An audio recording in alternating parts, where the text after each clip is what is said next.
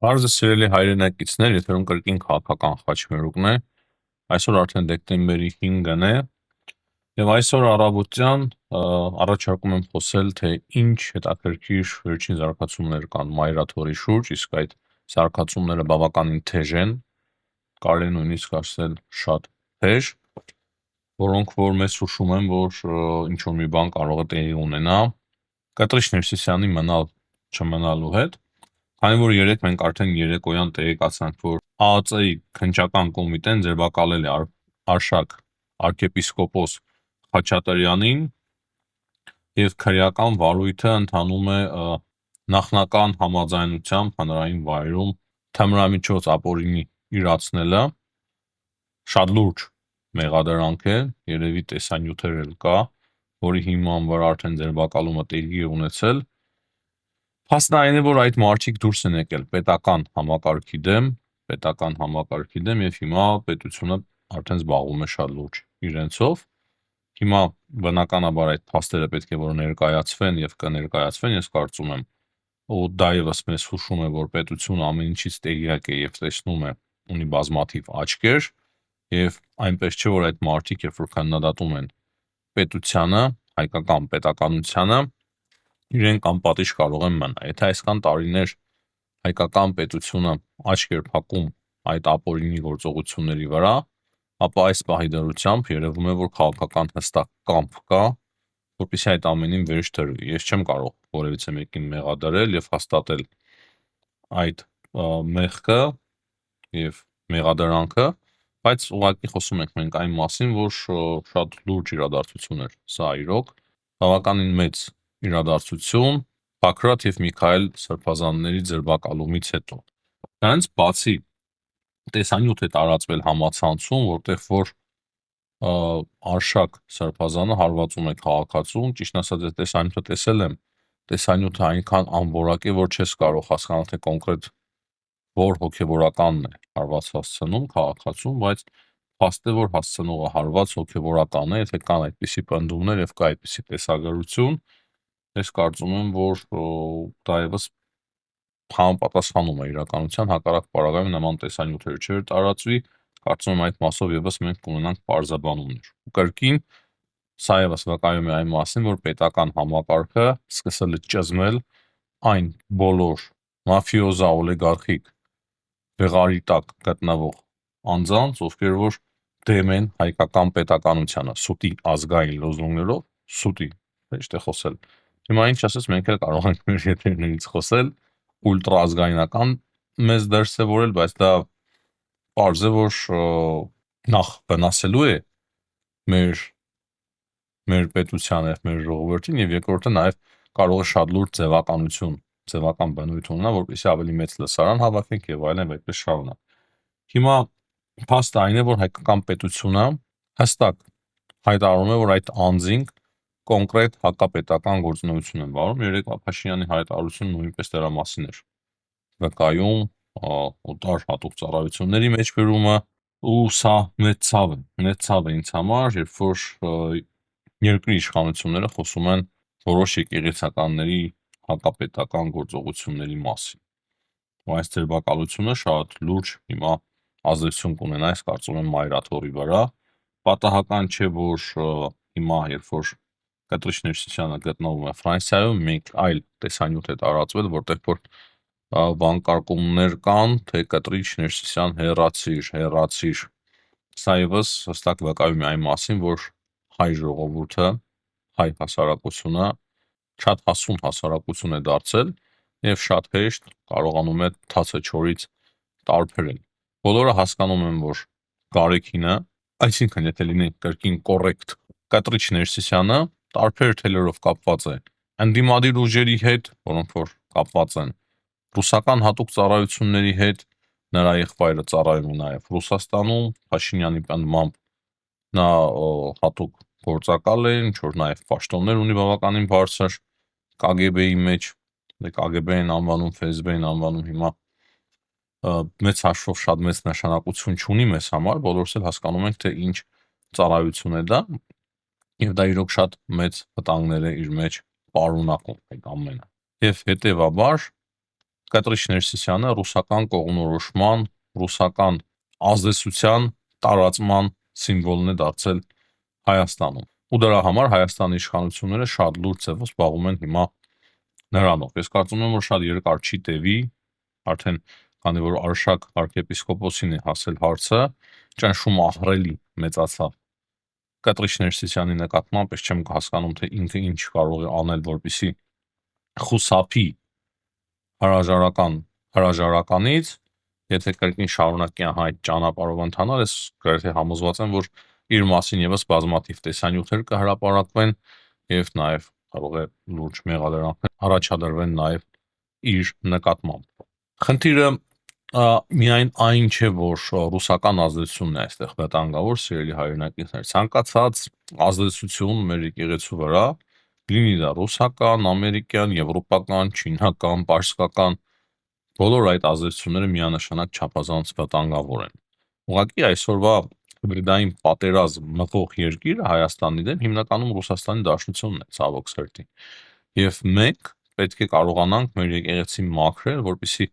որևիցե երկրի հատուկ ծառայության ազդեցության ներքո չլինի մեր եկեղեցին եւ չլինեն մեր հոգեվորականները։ Դա համատարած խնդիր է, ասեմ, հետխորհրդային երկրներում, շատ երկրներում կան այդպիսի խնդիրներ, բայց միանշանակ 5000 տարվա պատմություն ունեցող ժողովուրդը, չէ՞ որ մենք 5000 տարվա քաղաքակրթություն ենք, ամոթ է, որ այդպիսի ազդեցության տակ գտնվի։ Ինչքան էլ հզոր ինձ համար ճակերտների մեջ է այդ հզորությունը, ինչքան էլ հզոր գտնվեն այդ կայսրությունները, նրանք մեզանից իմաստուն չպետք է լինեն, ամոթ է ուղղակի։ Դրա համար էլ միշտ ասում եմ մեր եթերներից, որ հերիք է օտարամոլ լինենք, հերիք է, ամոթ է։ Շատերը ռուսուլման են, մի մասը հիմա շատ է սիրում Եվրոպային, Ամերիկայի Միացյալ Նահանգներին, ես էլ եմ կապում Հայաստանի ապագան Եվրամիության հետ, Ամերիկայի Միացյալ Նահանգների հետ հարաբերությունների խորացման հետ։ Կան հիմա նաև նոր չինասերներ, քանի որ Չինաստանը դառնում է աշխարհի գերտերություն եւ շատ արագ մուտք է գործում մեր տարածաշրջան։ Կան մարդիկ, ովքեր որ շատ հավանում են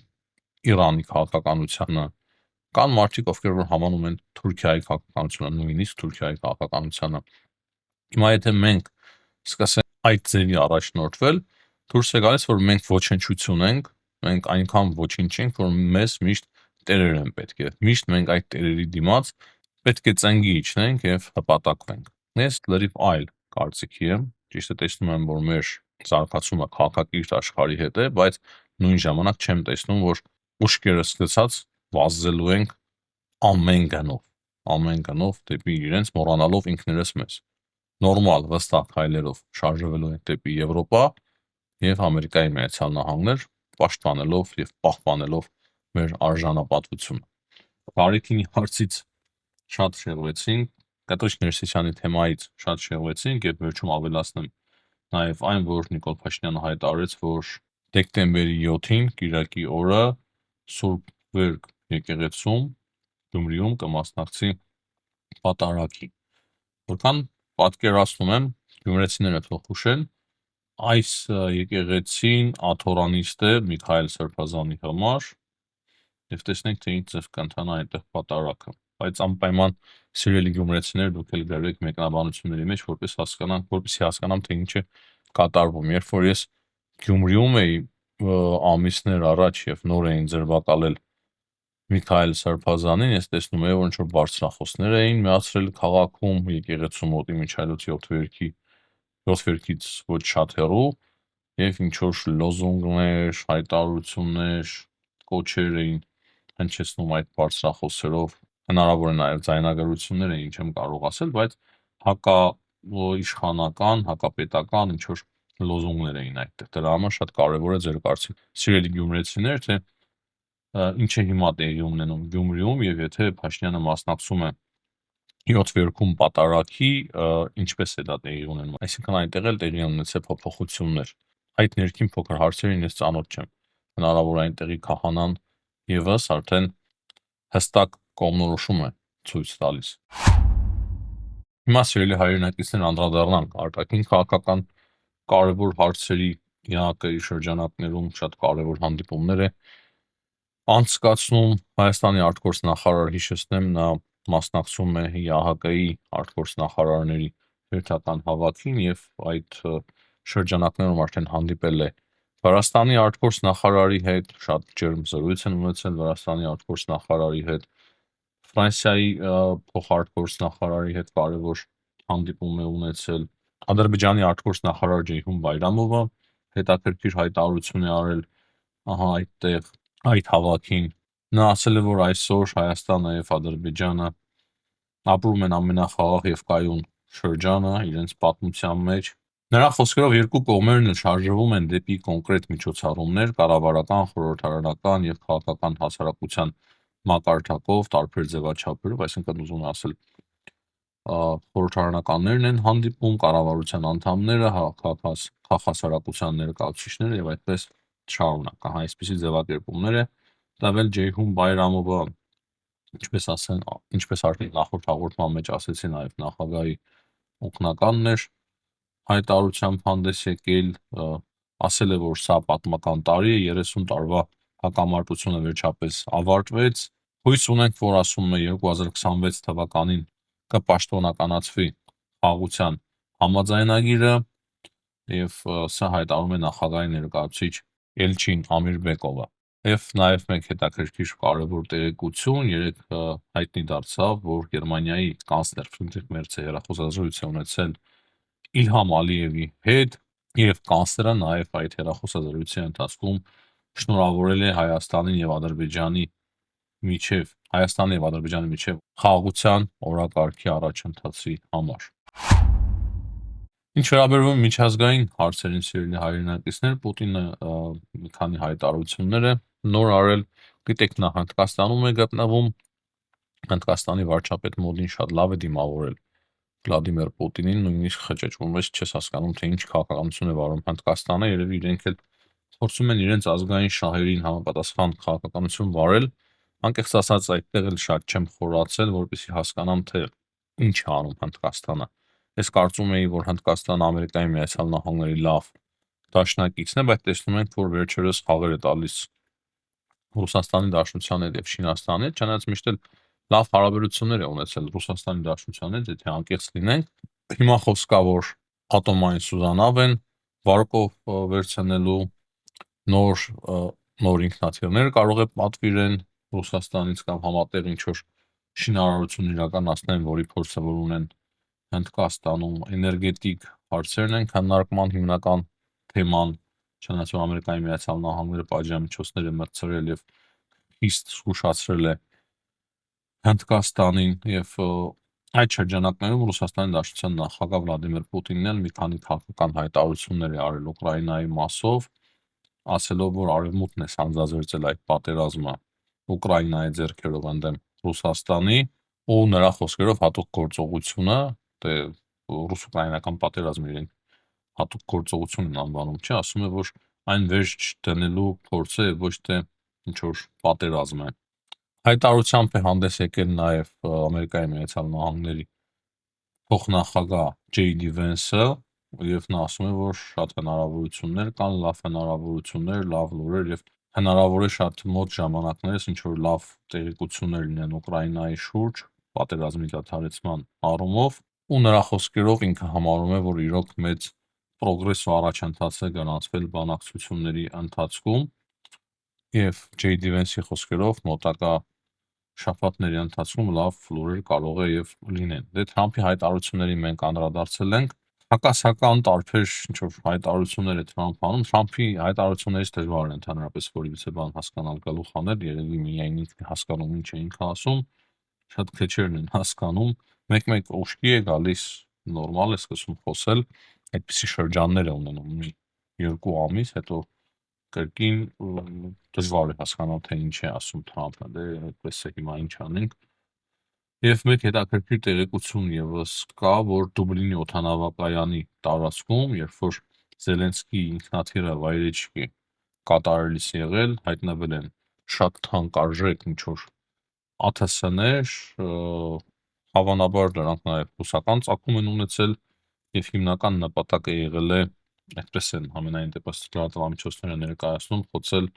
Ուկրաինայի նախագահի ինքնաթիռը ու ուկրաինական լրատվամիջոցները եւ ուկրաինական կողմը եւս հաստատել է այդ մասին տեղեկությունները, փաստացի Վլադիմիր Զելենսկիի նկատմամբ պատասխանների միջոցով արդեն մահափորձ է տեղի ունեցել։ Սա է իրավիճակը եւ երևի թե շուտով մենք ականատես լինենք այդ անօթաչու թռչող սարքերի միջով շատ լուրջ ինչ-որ օպերացիաների, հատուկ օպերացիաների, որոնք որ ուղղված կլինեն այս կամ այն քաղաքական գործի վերացման ուղղությամբ։ Սրան է հասել աշխարհը, փաստացի սիրելի հայրենակիցներ։ Եվ ահա այս պահի դրությամբ, եթե լինեն կարևոր տեղեկություններ, նաև կհանդիպենք այսօր երեկոյան։ Հաջողություն եմ մաղթում բոլորին, ցտեսություն, կհանդիպենք։